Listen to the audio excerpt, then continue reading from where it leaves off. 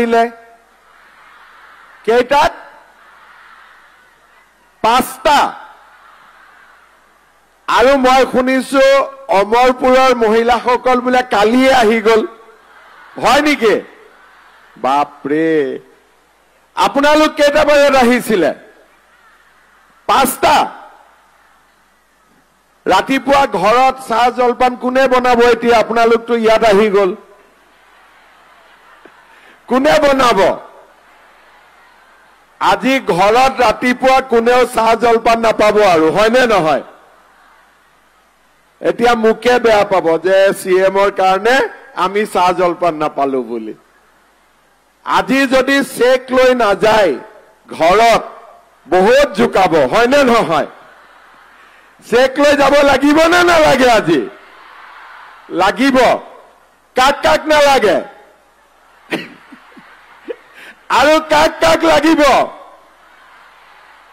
এই বাইদেউহঁতক নালাগে নেকি হাতখন উঠোৱা নাই লাগিব এইফালে হাতখন উঠোৱা নাই লাগিব না নালাগিব আচ্ছা কাক কাক লাগিব সবে এবাৰ হাতখন উঠাই দিয়কচোন বাপৰে এতিয়া মোৰ লগত একেলগে কব ভাৰত মাতা কি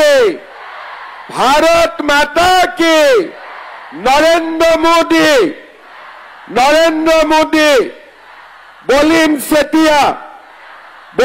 চেতিয়া ধুনীয়া আজিৰ সভাত আমাৰ মাজত উপস্থিত আমাৰ লখিমপুৰ লোকসভা সমষ্টিৰ সাংসদ প্ৰধান বৰুৱা ডাঙৰীয়া অসম চৰকাৰৰ মন্ত্ৰী ৰূপেশ গোৱালা ডাঙৰীয়া শদিয়া সমষ্টিৰ আপোনালোকৰ মৰমৰ বিধায়ক বলিন চেতিয়া ডাঙৰীয়া তিনিচুকীয়া সমষ্টিৰ বিধায়ক সঞ্জয় কিষাণ ডাঙৰীয়া ডিগবৈ সমষ্টিৰ বিধায়ক সুৰেন ফুকন ডাঙৰীয়া আমাৰ মাজত উপস্থিত পুলক গোহাঁই ডাঙৰীয়া ভদ্ৰেশ্বৰ মৰাণ ডাঙৰীয়া যোগবলা বুঢ়াগোহাঁই ডাঙৰীয়া কুশকান্ত বৰা ডাঙৰীয়া ইন্দ্ৰ গগৈ ডাঙৰীয়া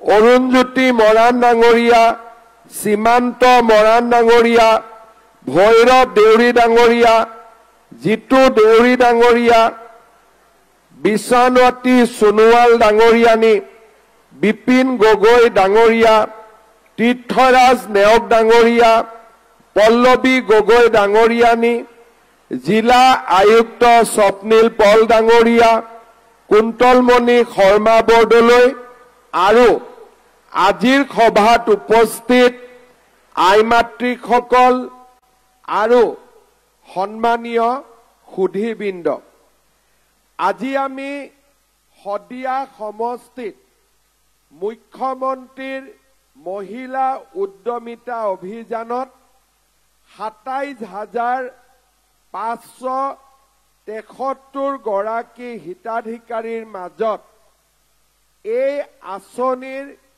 প্ৰথম কিস্তিৰ ধন বিতৰণ কৰিবলৈ সমবেত হৈছো আমাৰ শদিয়া সমষ্টিৰ ২৬,৩৪২ গৰাকী আইমাতৃ গ্ৰাম্যাঞ্চলৰ আৰু ১২৩১ গৰাকী আইমাতৃ আমাৰ নগৰ অঞ্চলৰ পৰা এই আঁচনিটোৰ বাবে নিৰ্বাচিত হৈছে আমাৰ অসমত ৪ লাখ আত্মসহায়ক গোট আছে আৰু এই ৪ লাখ আত্মসহায়ক গোটত ৪০ লাখতকৈও অধিক আইমাতৃ জড়িত হৈ আছে আত্মসহায়ক গোট গঠন হোৱাৰ পৰাই আমাৰ মহিলাসকল ঘৰৰ পৰা ওলাই আহিলে বেংকৰ লগত চিনাকি হল চৰকাৰৰ বিভিন্ন আঁচনিৰ বিষয়ে জনা হল আৰু মহিলাসকলে সমাজৰ সকলো কামতে আগভাগ ল'বলৈ আৰম্ভ কৰিলে। আত্মসহায়ক গোটৰ এই ব্যৱস্থা আৰম্ভ আমাৰ আই মাতৃসকলে ঘৰৰ কাম বন কৰিছিলে, পৰিয়ালটো চলোৱাত স্বামীক সহায় কৰিছিলে। কিন্তু আত্মসহায়ক গোটসমূহ সৃষ্টি হোৱাৰ পিছত আমাৰ আই মাতৃসকলে ঘৰখন চলোৱাৰ লগতে সমাজৰ কামতো আগভাগ ল'লে আৰু নিজৰ অধিকাৰসমূহৰ বিষয়েও নিজে জানিবলৈ আৰম্ভ কৰিলে। আমাৰ গ্ৰুপ গঠন হ'ল, CLF গঠন হ'ল, আমি বেংকলৈকে গলো আৰু চৰকাৰে আগবঢ়োৱা 25,000 টকাৰ ৰিভলভিং ফাণ্ডসমূহো আমাৰ উপলব্ধ হ'ল। বহু গোটে এই সময়ছোৱাৰ মাজতেই বেংকৰ পৰা ঋণ লাভ কৰিলে আৰু অসমৰ মহিলাসকলে বেংকৰ পৰা পোৱা লোন সময়ত উভতাই দিয়াও আৰম্ভ কৰিলে।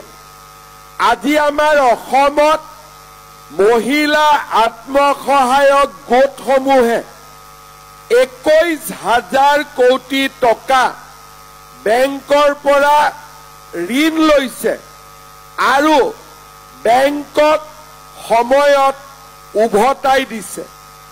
আজি আমাৰ এটা ভাৰতবৰ্ষৰ ভিতৰতে আমাৰ মহিলাসকলে অভিলেখ কৰিছে যে বেংকৰ পৰা 100 টকা লোন লৈ 99 জন মহিলাই বেংকক টকা উভতাই দিছে।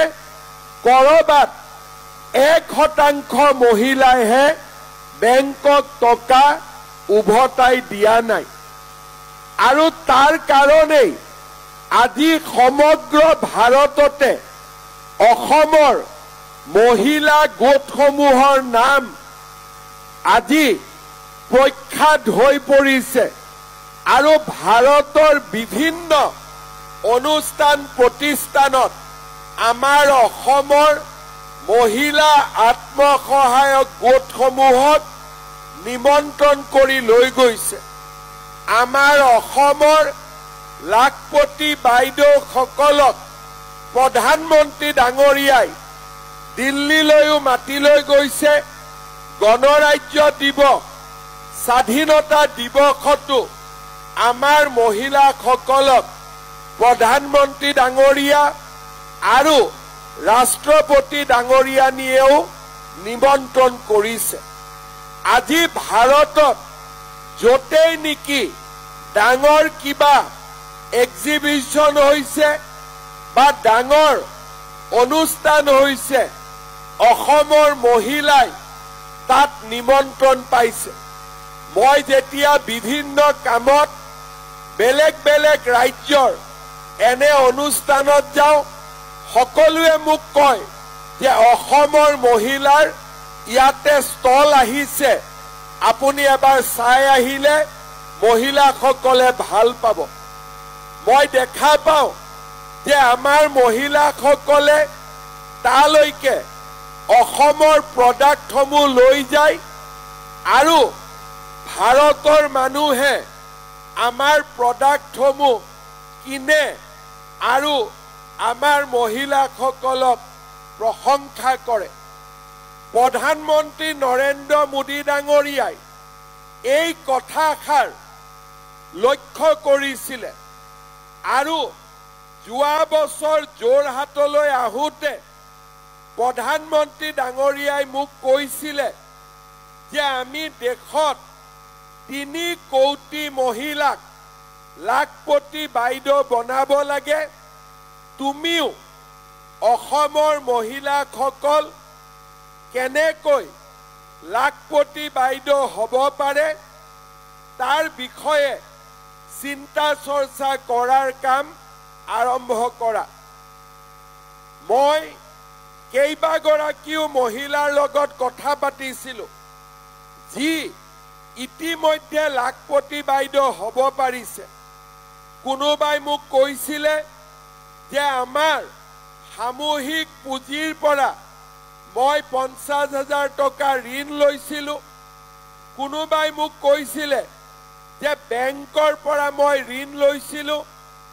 মই পিঠা বনাইছিলোঁ, মাছৰুম বনাইছিলোঁ, তেলৰ ব্যৱসায় কৰিছিলোঁ, মই জহা চাউলৰ পেকেজিং কৰিছিলোঁ, মই আচাৰ বনাইছিলোঁ, মই গাহৰি পালন কৰিছিলোঁ, মই ছাগলীৰ ব্যৱসায় কৰিছিলোঁ, মই ডায়েৰীৰ ব্যৱসায় কৰিছিলোঁ, গাই গৰুৰ ব্যৱসায় কৰিছিলোঁ, আৰু আজি মাহত মই 20,000 30,000 টকা উপাৰ্জন কৰোঁ। তেতিয়া মই মনতে ভাবিছিলোঁ যে যদি এগৰাকীয়ে কৰিব পাৰিছে 10 গৰাকীয়ে কিয় কৰিব নোৱাৰিব, আৰু যদি 10 গৰাকীয়ে কৰিব পাৰিছে 100 গৰাকীয়ে কিয় কৰিব নোৱাৰিব, আৰু 100 গৰাকীয়ে যদি কৰিব পাৰিছে 1000 গৰাকীয়ে কিয় কৰিব নোৱাৰিব। এনে ধৰণৰ মহিলাসকলৰ সফলতাৰ কাহিনীয়ে আমাক এই মহিলা উদ্যমিতা আঁচনিখনলৈকে আগবঢ়াই লৈ গ'ল। আজি আপোনালোকে যদি খবৰ কৰে শদিয়া সমষ্টিৰ 1 নম্বৰ সোণোৱাল গাঁৱৰ ৰশ্মি আত্মসহায়ক গোটৰ মনিকা দাস বাইদেৱে বেংকৰ লিংকেজি দি 1 লাখ টকা লোন লৈ জোতা চেণ্ডেলৰ প্ৰতিষ্ঠান এটা আৰম্ভ কৰিছিলে। আজি বাইদেৱে 8,500 টকাকৈ মাহত উপাৰ্জন কৰে আৰু বছৰত 1,02,000 টকাৰ যোৱা বছৰ ব্যৱসায় কৰিছে। ঠিক তেনেধৰণে কপৌ পথাৰৰ যুগমীয়া আত্মসহায়ক গোটৰ সদস্য নিভাৱতী গগৈ বাইদেৱে সামূহিক পুঁজিৰ পৰা 1 লাখ টকা আৰু গ্ৰুপৰ পৰা 20,000 টকা ঋণেৰে মাছ পালন, পশুপালন, হালধি, ধান, তামোল আৰু শাক পাচলিৰ খেতি কৰি লগতে চিলাই মেচিনেৰে কাপোৰ চিলাই কৰি বৰ্তমান মাহত 12,000 টকা উপাৰ্জন কৰে। বছৰত 1,44,000 টকা উপাৰ্জন কৰিব পাৰিছে। মই ভাবো শদিয়া সমষ্টিত এনে আৰু বহুত আই মাতৃ আছে যোনে নিজৰ ভৰিৰ ওপৰত থিয় হৈছে, পৰিয়ালটোক চলোৱাত নিজৰ স্বামীক সহায় কৰিছে আৰু নিজৰ ল'ৰা ছোৱালীক এটা উজ্জ্বল ভৱিষ্যতৰ পিনে লৈ যাবলৈ সক্ষম হৈছে। আই মাতৃসকল, মই আৰু আমাৰ চৰকাৰে আপোনালোকৰ ক্ষমতাক আমি বিশ্বাস কৰোঁ। অসমত ইতিহাসে প্ৰমাণ কৰে যে অসমীয়া মহিলাই যি কামত হাত দিছে সেই কামত সফলতা লাভ কৰিছে আৰু আমাৰ মহিলাসকলে আমাৰ সমাজখনক নিয়ন্ত্ৰণ কৰাত সদায়ে এটা ডাঙৰ ভূমিকা পালন কৰি আহিছে। সেই কাৰণে আমি সিদ্ধান্ত ললো যে এগৰাকী দুগৰাকীক নহয়, 10 গৰাকী 20 গৰাকীক নহয়, আমি 40 লাখ মহিলাক এটা সুযোগ দিম, এটা সুবিধা দিম যে এই 40 লাখ মহিলাই সমাজৰ বাবে আমাৰ অৰ্থনীতিক শক্তিশালী কৰাত বৰঙণি যাতে আগবঢ়াব পাৰে।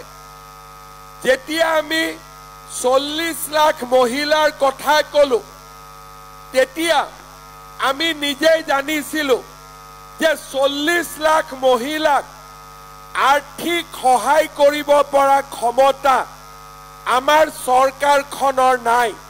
কাৰণ অসম এখন সাধাৰণভাৱে পৰিচালিত হোৱা ৰাজ্য আৰু আমাৰ ইয়াত 40 লাখ মহিলাক যদি 10,000 টকাও দিব লাগে আমাক 4,000 কোটি টকাৰ প্ৰয়োজন হ'ব।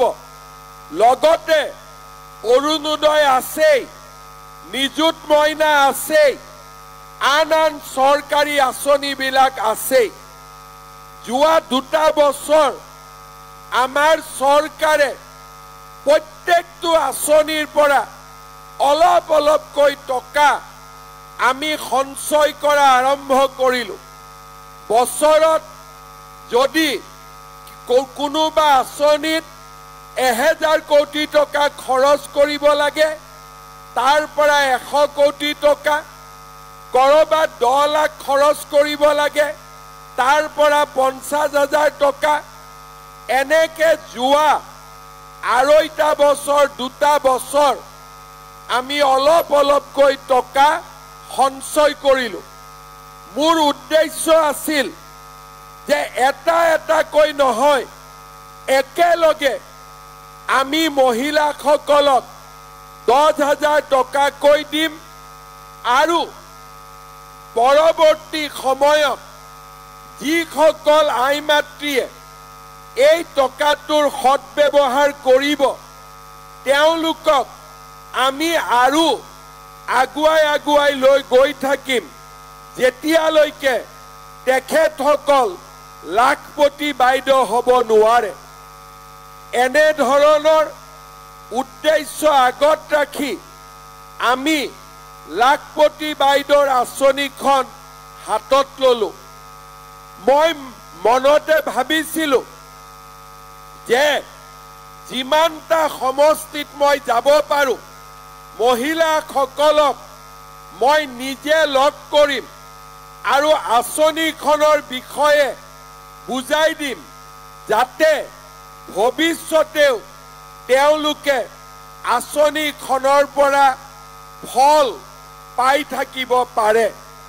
আমি বিহালীত আৰম্ভ কৰিলোঁ, আজি আমি শদিয়া পালোঁ, অহাকালি ডুমডুমা, আমি প্ৰায় 35টাতকৈও বেছি সমষ্টিলৈ নিজে গৈ আৰু য'ত মই যাব নোৱাৰো তাত মোৰ মন্ত্ৰীসভাৰ কোনোবা এগৰাকী সদস্যই এই ধন বিতৰণ কৰি আঁচনিখনৰ বিষয়ে আই মাতৃসকলক বুজাই দিছে।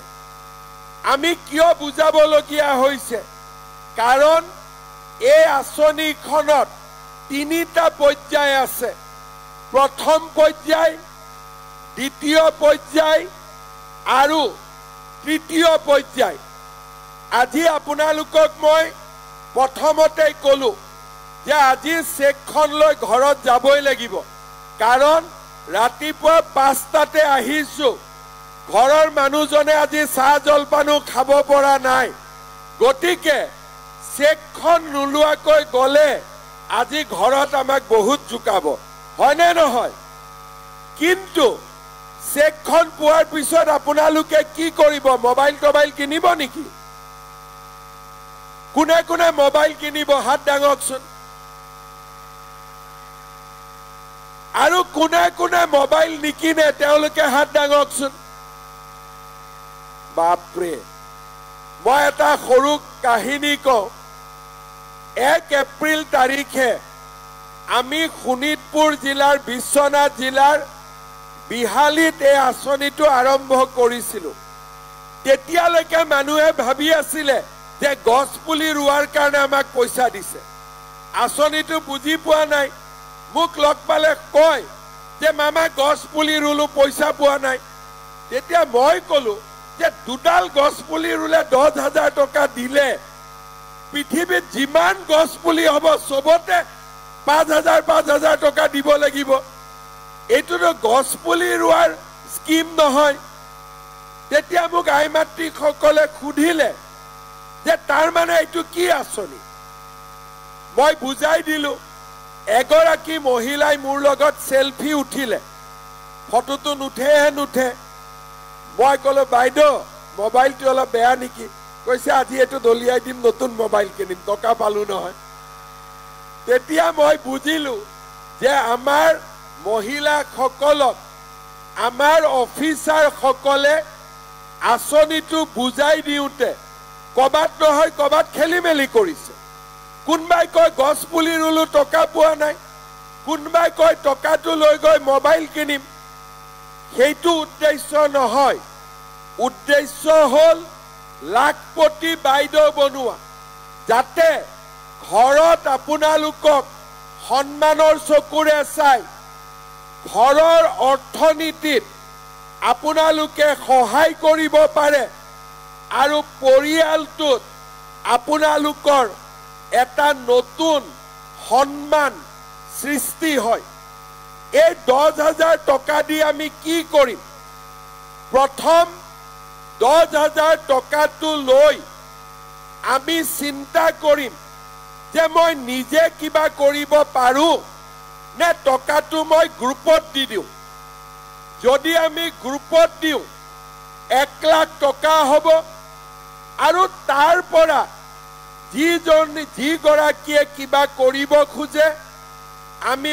লোন দিলো আৰু 1 লাখ টকা গ্ৰুপত থাকিলে বেংকেও অধিক আপোনালোকক লোন দিব বুলে নহয় আমি গ্ৰুপত এই টকাটো নিদিও আমি তেতিয়া হলে কি কৰিম 10,000 টকাৰে আৰু ঘৰৰ পৰা 2-4,000 টকা লগাই আমি এটা সৰু ব্যৱসায় আৰম্ভ কৰিম তাঁতশাল হ'ব পাৰে মৌমাখি হ'ব পাৰে ভাল কৃষি কাৰ্য হ'ব পাৰে গাহৰি পালন হ'ব পাৰে দুগ্ধ পালন হ'ব পাৰে বা সৰু খুৰা ব্যৱসায় আমি আৰম্ভ কৰিব পাৰো কোনোবাই ভাবিলে যে মই গ্ৰুপতো নিদিও আৰু মই নিজেও কৰিব নোৱাৰো তেনেহলে মই কি কৰিম মোৰ স্বামীৰ যি ব্যৱসায় আছে মোৰ হাজবেণ্ডৰ যি ব্যৱসায় আছে বা ঘৰৰ যি অলৰেডি আমি কিবা কাম কৰি আছো তাতেও আমি 10,000 টকাটো লগাই দিব পাৰো তাৰ মানে এই 10,000 টকাটো কেনেকে খৰচ কৰিব লাগে নিজে সিদ্ধান্ত ল'ব পাৰিব তাৰ পিছত 6-7 মাহ যোৱাৰ পিছত আমি আপোনালোকৰ ওচৰত আহিম যে বাইদেউ 10,000 টকাটো ক'ত খৰচ কৰিলে বুলে মই 2টা গাহৰি কিনিলো বুলে মই এটা গৰু কিনিলো বুলে মই স্বামীৰ লগত লগ লাগি ঘৰৰ দোকানখন শক্তিশালী কৰিলো মই 2খন হাল বহালো আমি তেতিয়া দ্বিতীয় কিস্তিত আপোনালোকক 25,000 টকা আমি আপোনালোকক দি দিম তাৰ মানে প্ৰথমতে 10,000 দ্বিতীয় বছৰত আপোনালোকে কিমান পাব একদম পিছফালৰ পৰা কক কিমান পাব বহুত লাহেকৈ কৈছে বিশ্বাস হোৱা নাই নেকি যদি বিশ্বাস হৈছে ডাঙৰ কৰি কক কিমান পাব 25,000 টকাৰ আকৌ যেতিয়া ভাল ব্যৱহাৰ কৰিব তৃতীয় কিস্তিত আপোনালোকক আমি 50,000 টকা কৈ দিম তাৰ মানে প্ৰথমতে 10,000 দ্বিতীয় বছৰত 25,000 তৃতীয় বছৰত 50,000 টকা আমি আপোনালোকক আগবঢ়াম, যাতে এই টকাৰ সৎ ব্যৱহাৰ কৰি আপোনালোকে নিজৰ ভৰিৰ ওপৰত নিজে থিয় দিব পাৰে আৰু লাখপতি বাইদেউ হ'ব পাৰে। কিন্তু যিসকলে 10,000 টকাটো ভাল কৰি ব্যৱহাৰ নকৰিব, তেওঁলোকে দ্বিতীয়বাৰ 25,000 টকাটো নাপাব। সেইকাৰণে মই বিচাৰো, যেতিয়া আমি অহা বছৰ আকৌ আপোনালোকক মাতিম, তেতিয়াও যাতে আমাৰ সভাস্থলী এনেকৈ 28,000 মহিলাই থাকে, কমি যাতে 10,000 15,000 নহয়, সকলো মহিলাই আকৌ যাতে দ্বিতীয় কিস্তি পাবৰ কাৰণে সক্ষম হ'ব পাৰে। পাৰিবনে নাই আপোনালোকে? পাৰিবনে নাই আপোনালোকে? কোনে কোনে নোৱাৰিব হাত দাঙক?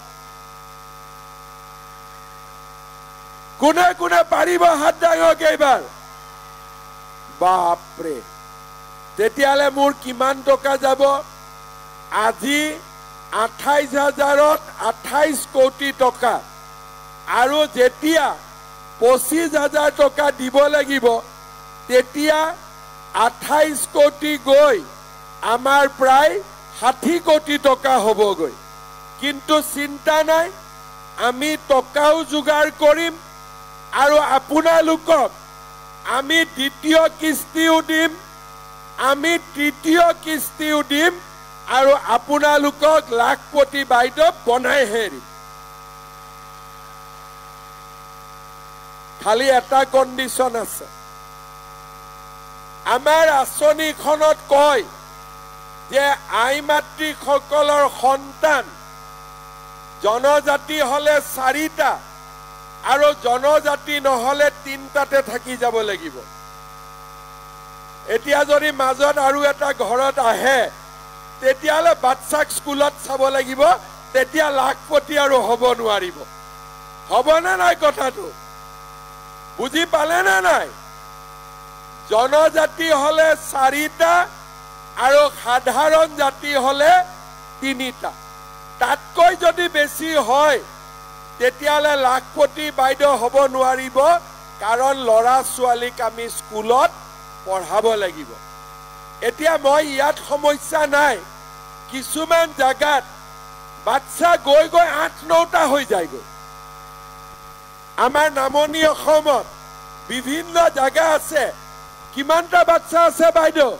আৰম্ভ কৰে 6টাৰ পৰা, আৰু সুধিলে কয় যে কি কৰিম আৰু আল্লাই দি দিলে। তেতিয়া মই তেওঁলোকক ধেমালিতে সুধো যে আল্লাহ ঘৰত আহি বাচ্চা দি থৈ গ'ল নেকি?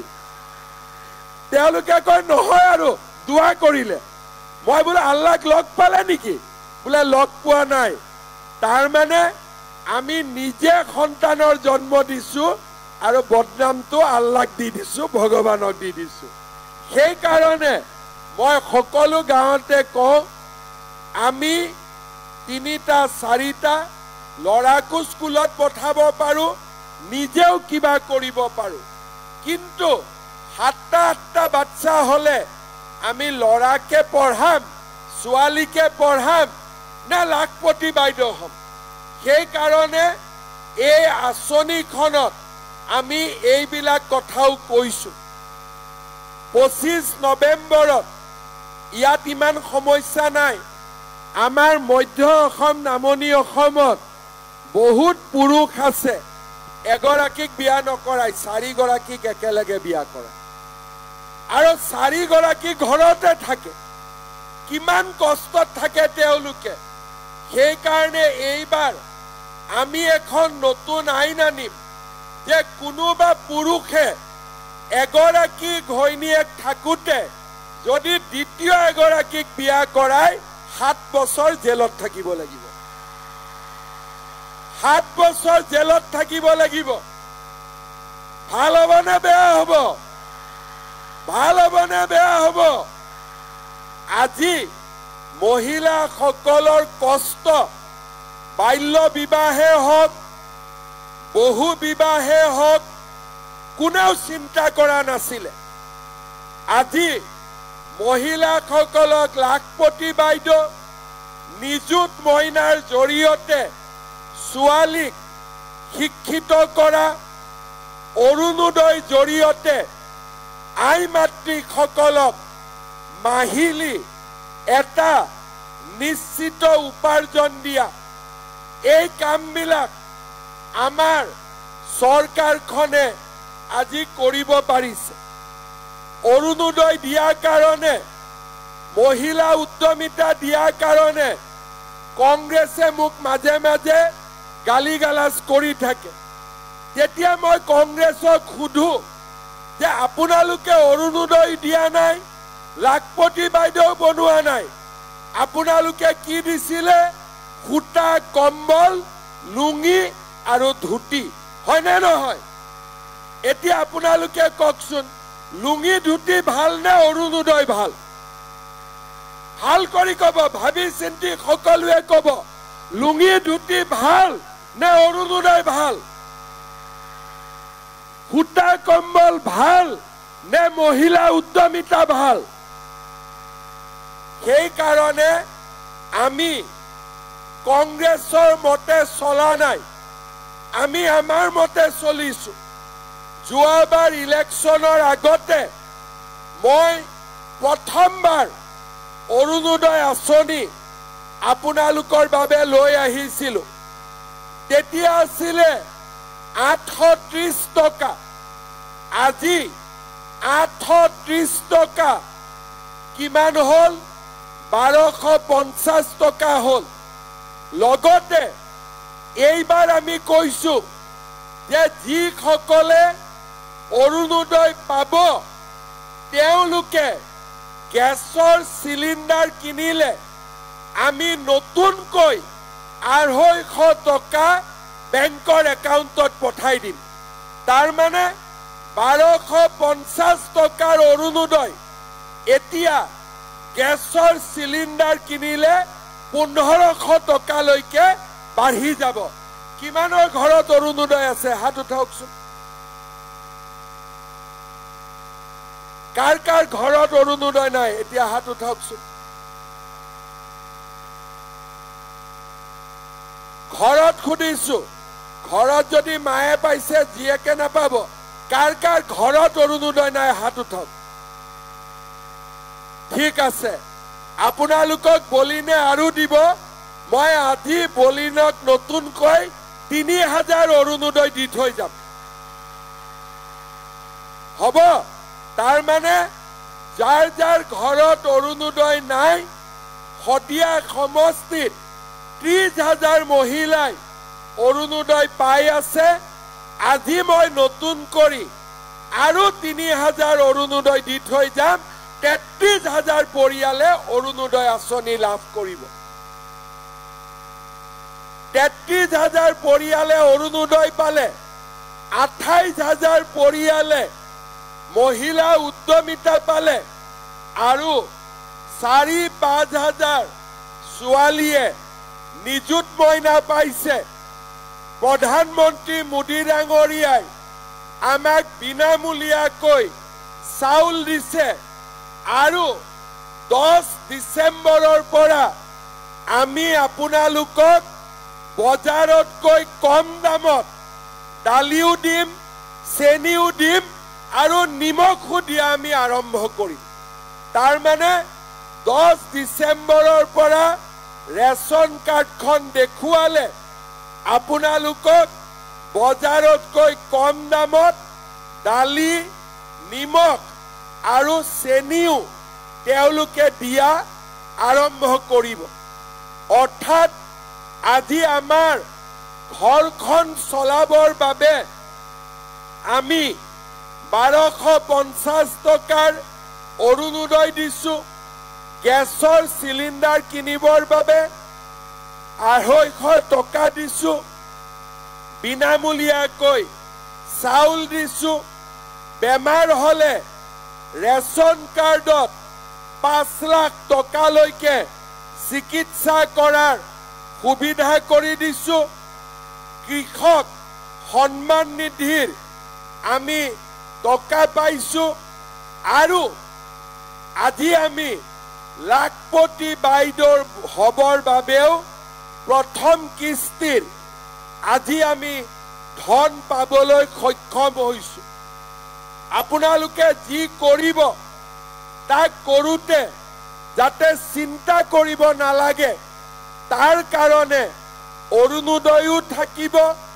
কম দামত দালি নিমখ চেনিও থাকিব গেছো কম দামত পাব আৰু লগতে বিনামূলীয়াকৈ চাউলো পাব আপোনালোকে যদি হিচাপ কৰে আজি আমি এখন ঘৰত বছৰত বা মাহত আজি আমি এখন ঘৰত প্ৰায় 1800-2000 টকা আমি বিনামূলীয়াকৈ দিব আৰম্ভ কৰিছো 1500 টকা অৰুণোদয় দি পাব 5 কেজিকৈ চাউল যদি 5টা পৰিয়াল 25 কেজি তাতেও আমাৰ প্ৰতি কেজি চাউলত 30 টকা 25 টকা দাম ধৰিলে তাতো আমি পালো দালিটো পালো নিমখটো পালো চেনিটো পালো তাৰ মানে আজি এটা পৰিয়ালৰ 2000 টকা দায়িত্ব চৰকাৰে লৈছে আজি যদি এই 2000 টকা বন্ধ হৈ যায় তেতিয়া আমি সকলোৱে এই 2000 টকা উপাৰ্জন কৰিব লাগিব কোনে কষ্ট কৰিব লাগিব স্বামী আৰু পত্নী দুইগৰাকী তাৰ মানে পৰিয়ালটো আজি আমি যি ধৰণে চলাইছো সেই ধৰণে চলোৱাত আমি কষ্ট পাম লগতে কলেজত ল'ৰা ছোৱালীৰ এডমিশন বিনামূলীয়া ক্লাস 9ত সাইকেলখন আৰু তাৰ লগতে আমি যদি ঘৰত আমাৰ ছোৱালী আছে সেই ছোৱালীৰ কাৰণেও মাহত হায়াৰ সেকেন্ডাৰীত 1000 টকা ডিগ্ৰীত 1250 টকা আৰু ইউনিভাৰ্চিটিত গলে 2500 টকা আগতে কোট এনেকুৱা চৰকাৰ আছিলে যোনে আমাক মাহত নিশ্চিতভাৱে ইমানখিনি সহায় কৰিছিল ল'ৰা ছোৱালীক এডমিশন দিওতে টকা ধাৰ কৰিব লাগিছিল ছোৱালীক এবছৰ 6 মাহ কলেজত যোৱাৰ পিছত টকাৰ অসুবিধাৰ কাৰণে বিয়া দিব লাগিছিল আৰু কেতিয়াবা যদি স্বামীয়ে কামলৈকে নাযায় বেমাৰ আজাৰ ঘৰত হৈছে আমি ঘৰৰ ওচৰৰ মানুহৰ পৰা সুদত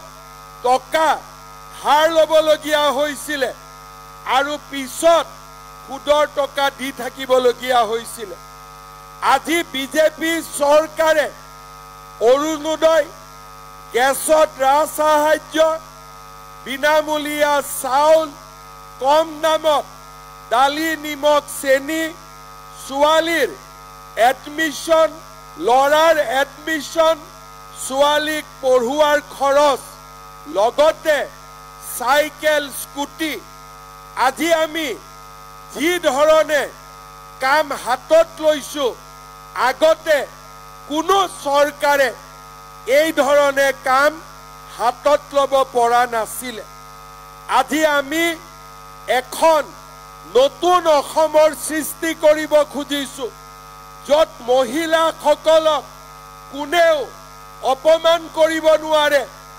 ঘৰখনৰ সঁচা লক্ষ্মী হিচাপে আমাৰ মহিলাসকল সন্মানেৰে সৈতে জীয়াই থাকিব পাৰে আজি মই অত্যন্ত আনন্দিত যে আজি আমাৰ এই আঁচনিৰ কাৰণে অসমত লাখ লাখ মহিলা উপকৃত হৈছে 10 তাৰিখে বেংকত অৰুণোদয় টকা লবৰ বাবে মহিলাসকলে সন্মানেৰে সৈতে যাব পাৰিছে আৰু আজি অসমৰ 40 লাখ মহিলাই 10,000 টকাৰে এটা নতুন উপাৰ্জনৰ বাট মুকলি কৰাৰ আশাৰে আমি মহিলা উদ্যমিতা আঁচনি হাতত ল'ব পাৰিছো। ইয়াৰ লগে লগে ছোৱালীৰ কাৰণে চৰকাৰী চাকৰি আজি আপোনালোকে চাব, যদি ৰাস্তাত 10 গৰাকী পুলিচ দেখা পায় তাৰ 5 গৰাকীয়ে ছোৱালী। আৰু এই ছোৱালীবোৰ কোন? কোনো ধনী মানুহৰ ল'ৰা ছোৱালী নহয়। চৰকাৰে এটকা নোলোৱাকৈ চাকৰিৰ ব্যৱস্থা কৰি দিয়াৰ কাৰণে আজি আমাৰ অসমত তৰকাৰী ব্যৱসায়ৰ ল'ৰা ছোৱালীয়েও চাকৰি পাইছে। চাহ দোকানত কাম কৰা দেউতাকৰ ল'ৰা ছোৱালীয়েও চাকৰি পাইছে। পঢ়া শুনাৰ প্ৰতি আমাৰ সমাজৰ দায়িত্ব বাঢ়িছে। আজি আমি শদিয়া সমষ্টিত আছো। শদিয়া সমষ্টিৰ আজি পৰিৱেশ কিমান সলনি হৈছে তাক আজি আমি নিজে বুজি পাওঁ। অলপ আগতে বলিন চেতিয়াই মোক কৈছে যে দাদা আপুনি ডিচেম্বৰত আকৌ আহিব, অমৰপুৰত 5,000 মানুহক আমি মাটিৰ পট্টা দিম। আজি অমৰপুৰৰ দৰে গাঁৱলৈ ইলেক্ট্ৰিচিটি লৈ যোৱাৰ কাম আৰম্ভ হৈছে। শদিয়াৰ গৰাখহনীয়া বান নিয়ন্ত্ৰণ বহুত আগবাঢ়ি গৈছে। শদিয়াত আজি আগতে যিসমূহ জনগোষ্ঠীয়ে মাটিৰ পট্টা নাপাইছিলে তেওঁলোককো আমি মাটিৰ পট্টা পোৱাৰ ব্যৱস্থা কৰি দিছো। আৰু লাহে লাহে আমাৰ শদিয়াখন আজি পিছপৰা নহয়, অসমৰ ভিতৰতে এখন উন্নত মহকুমা সমজিলালৈ ৰূপান্তৰ হৈছে। মই 2001 চনৰ পৰাই শদিয়াত আহিছো। জাহাজেদিও পাৰ হৈছিলো, চাইকেল দিও গৈছিলো। আজি শদিয়া সমষ্টিৰ ৰাস্তা ঘাট দলঙে এখন নতুন শদিয়াক আমাক পৰিচয় কৰাই দিয়ে। আৰু যোৱা 20টা বছৰ জুৰি শদিয়া সমষ্টিৰ উন্নয়নৰ বাবে বলিন চেতিয়াই যিমান কষ্ট কৰিছে তাৰ আগতে কোনো বিধায়কে ইমান কষ্ট কৰা নাছিল। আজি আমি এই যে ধুনীয়া সভাখনত আহি উপস্থিত হৈছো, ইয়াৰ আয়োজনো কোনে কৰিছে? বলিন চেতিয়া ডাঙৰীয়াই সুন্দৰভাৱে আমাক কৰি দিছে। বলিন চেতিয়াক ভোট দিব নে নাই অহাবাৰ? কোনে কোনে দিব হাত দাঙকচোন। সকলোৱে দিব নে নিদিব? সকলোৱে এটা বলিন চেতিয়াৰ কাৰণে হাত তালি মাৰক। সকলোৱে ইমান শদিয়াত কাম হৈছে আগত কোনেও কৰিব পৰা নাছিলে। মই আজি আমাৰ লখিমপুৰ লোকসভাৰ সাংসদ প্ৰধান বৰুৱা ডাঙৰীয়া আৰু শদিয়া সমষ্টিৰ বিধায়ক বলিন চেতিয়া ডাঙৰীয়াক আকৌ এবাৰ ধন্যবাদ জনাইছো। লগতে আৰু এটা কথা মই কম, অহাবাৰ যেতিয়া 25,000 টকা দিব আহিম, মহিলা কমিবনে? নকমে। কমিব নেকি?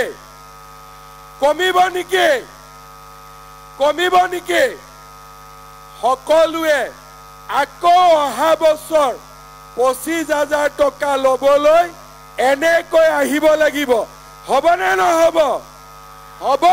সকলোৱে সংকল্প লওক যে আজি 10,000 টকা ললো, অহাবাৰ 25,000 টকাও ল'ম।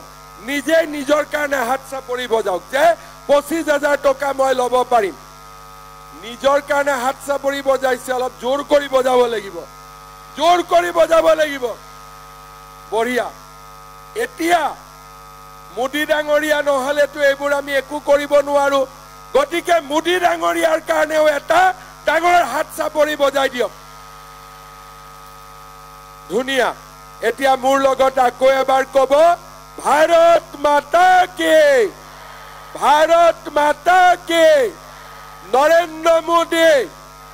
নৰেন্দ্ৰ মোদী বহুত বহুত ধন্যবাদ জয় হিন্দ বন্দে মাতৰম